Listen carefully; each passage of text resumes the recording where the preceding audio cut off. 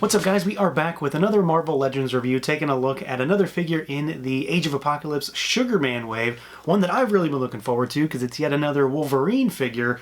We're taking a look at Weapon X. Well, I suppose he's technically not Wolverine in this continuity, but, I mean, it's still Wolverine. So we've got him here in our standard Legends packaging. Figure in the window, big shot of Apocalypse in the background, X-Men logo down on the bottom, and then you've got some fantastic artwork on the spine of the box, and then a product shot with a little write-up and our lineup for the wave. So let's do it. Let's pull him out and take a look. And here he is out of the package, our Age of Apocalypse Weapon X figure. I want to say Wolverine, and I'm probably going to slip up on that and do that in this review. Even though this is not Wolverine, there was another character in Age of Apocalypse named Wolverine. They sort of changed things up a little bit, but this guy is, I mean, he is for all intents and purposes a Wolverine figure, so I'm very much interested in this, and it's a lot of familiar territory. I mean, we know exactly what's going on with this body by now.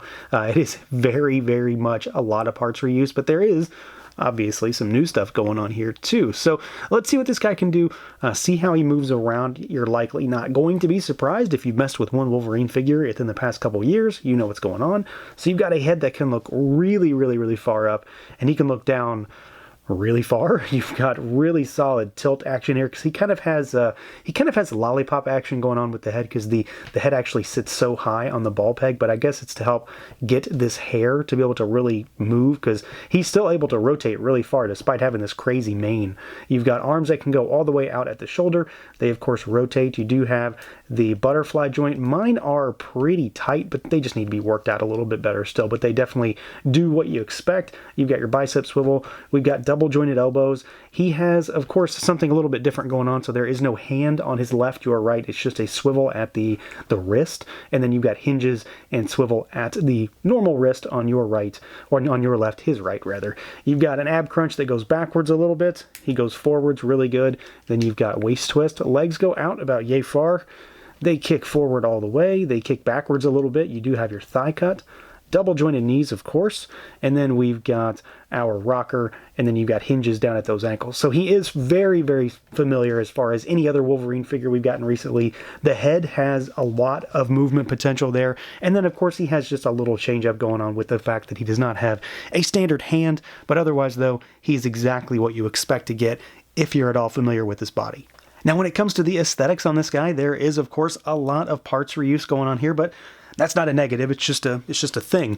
And for the most part, I am pretty happy with the way this figure turned out because honestly, they really nailed the look. There is one thing about this figure that I'm not happy with, and it's not any fault on Hasbro, it's more along the lines of something I can't easily do with this figure that I like to do with all of my Wolverines, but we'll get there in a second. So to start with, you've got kind of your base body for Wolverine here with a blue, navy blue, almost in some lights, black jumpsuit, and then you've got the red tiger stripes on him instead of his normal, blue and yellow, if that's what you want to compare him to. Not a whole lot of paint on the body itself as far as torso and legs. It's just the red stripes really, but it looks good for the most part. It's pretty clean. There's not really any bleeding or any thinning of the paint on there. It looks pretty solid. From the waist down, he is exactly what you think he is, just a body, and then you've got the yellow belt with the red and black X.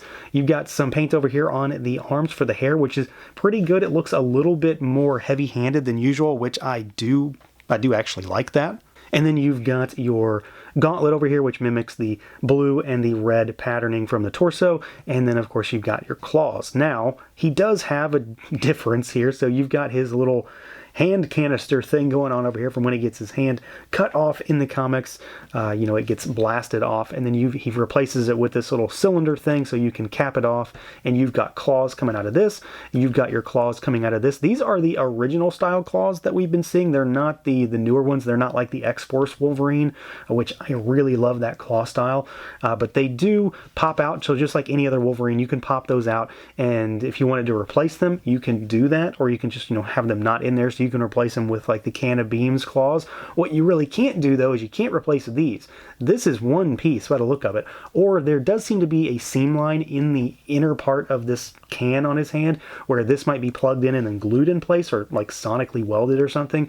I'm not really sure. It does look like it's a separate piece, but at the same time this is not coming out. So this is there and it's not coming out, so you can't replace both sets of claws, at least not easily, which is definitely a bummer for me because I was really hoping I could pop those out and and swap them out for some metal claws, because I tend to do that with just about all my Wolverines. It's not a knock on Hasbro's part. You know, they had to do it to be able to manufacture them, but at the same time, I really wish that I could do it.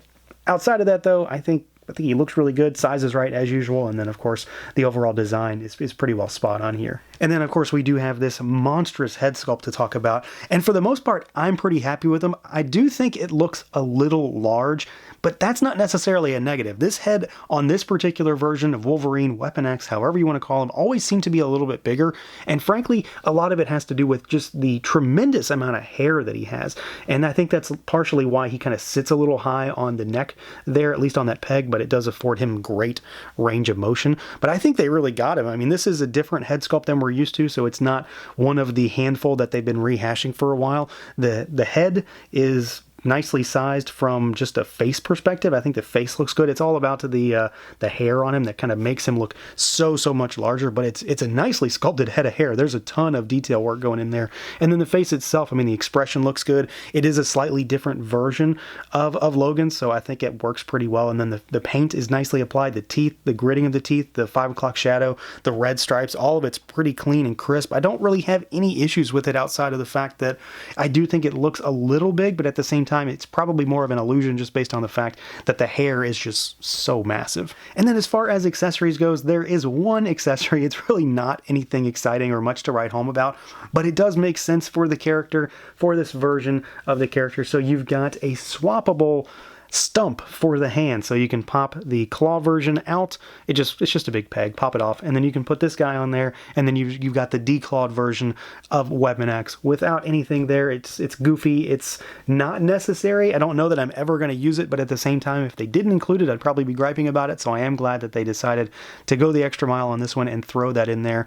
Frankly, I always want my Wolverine to have all claws out, but this one is a little bit different, so I'm glad they included it, and it works really well. I mean, it's Wolverine with a stump on his hand. There's not too much more to say about it. So overall, I'm pretty happy with this figure. Frankly, there's not a whole lot to complain about. My only real gripe is one that I kind of wish I could swap the claws out on the stump hand, but that's not really Hasbro's fault. They're not making this figure with the intention of people to use third-party claws on him. So otherwise, I think he looks great. He moves as well as any other Wolverine you've ever seen, and they got the look down really good. The head sculpt is pretty solid on this figure. The hair is wild and crazy, and he looks good. I like this version of Wolverine. I'm a big fan of the Age of Apocalypse storyline, so this one definitely works for me in that regard anyway. And it's nice to just get another Wolverine. We've gotten tons and tons, and I'm still not tired of them. So yeah, that's going to do it for this look at the Marvel Legends Sugarman Wave Weapon X figure. Let me know what you guys think. Feel free to like, comment, subscribe, and share, and until next time.